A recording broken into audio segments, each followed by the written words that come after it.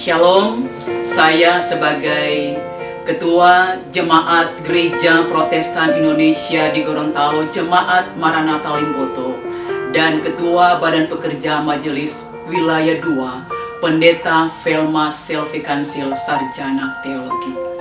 Pertama-tama, marilah kita menaikkan puji dan syukur kehadirat Tuhan yang Maha Kuasa, karena atas pertolongannya, maka pesta demokrasi yang sudah kita laksanakan pada tanggal 17 April 2019 boleh terlaksana dengan baik.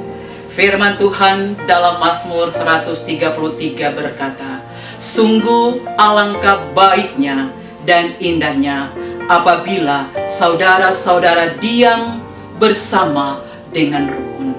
Bercermin dari apa yang dikatakan firman Tuhan ini, maka ada ajakan bagi kita sekalian untuk bagaimana kita tetap menjaga kedamaian dan kerukunan pasca terlaksananya Pilpres dan Pileg di tahun ini.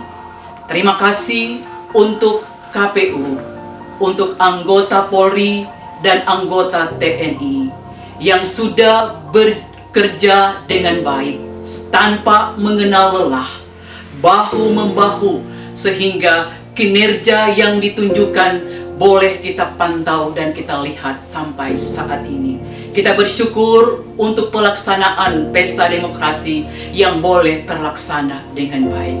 Jikalau ada hal-hal yang mungkin menurut Bapak Ibu Saudara kurang berkenan, maka tetap kita menjaga dengan suasana hati yang damai. Terima kasih.